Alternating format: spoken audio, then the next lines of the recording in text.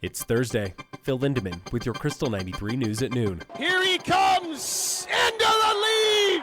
Bryce Bennett from the USA. That's from earlier this morning in Val Gardena, Italy, where Team USA claimed the first World Cup downhill title of the season, and Bennett, the second of his career. He beat the heavy favorite, Norway's Alexander Kilde, by just 0.03 of a second. Unbelievable. What a run. What a race. What brilliance. Audio courtesy of the U.S. ski team.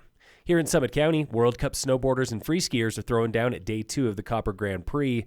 Just barely missing the finals yesterday at Ski Superpipe was young Tristan Feinberg of Aspen. I love meeting new people on the mountain, and people are always telling me, like, oh, I'm not that good. It's like, dude, that doesn't matter. As long as you guys are having fun, that's why you're here, you know? He might have missed finals this year, but he will be back. He's only 20. Qualifiers continue today with snowboard halfpipe and free ski big air. They're happening now until 3 above Center Village at Copper. The driver who struck and killed young mountain biker Magnus White in Boulder this summer is charged with vehicular homicide. The 23-year-old woman was in court yesterday. She has not made a plea. White was 17 and training for the Mountain Bike World Championships when he was killed. He was flying out there with several Breckenridge riders. I-70 is one of the most hated highways in Colorado. According to Volvo drivers, it ranks number 5. The top 3 are in Southern California. Number 4, I-76 in Pennsylvania. On Facebook, most Krystal listeners agree with that ranking, complaining about I-70 traffic, construction, and stupid people. But listener Jim sagely reminds us, you are not in the traffic. You are the traffic. Here is a new winter law for Colorado drivers. Passing a snowplow convoy will get you a ticket. The blue lights are flashing and they're in that staggered formation. Don't pass them. That was always a bad idea. You see people do it and you sort of shake their head. It's actually been codified into law now. It's against the law to pass a tandem snowplow. That was CDOT spokesman Andrew Hogel.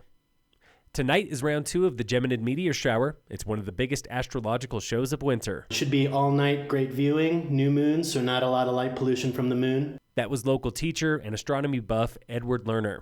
But where do you go to see them? Find a place that's kind of tucked away from the road. Blue River's kind of dark. Between Silverthorne and Kremling's pretty dark skies. But, even here in town, we tend to be class 3, which is pretty great compared to a lot of cities. He recommends finding a dark spot anytime after dusk. Wait about 30 minutes for your eyes to adjust and look up. You will see several shooting stars every minute. Avalanche danger is moderate today at every elevation in Summit County and the Vail area.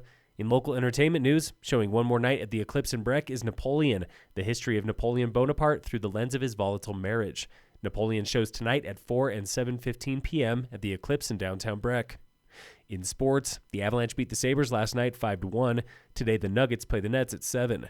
And in local sports, brought to you by Cassandra Schultz and Associates with American Family in Dillon.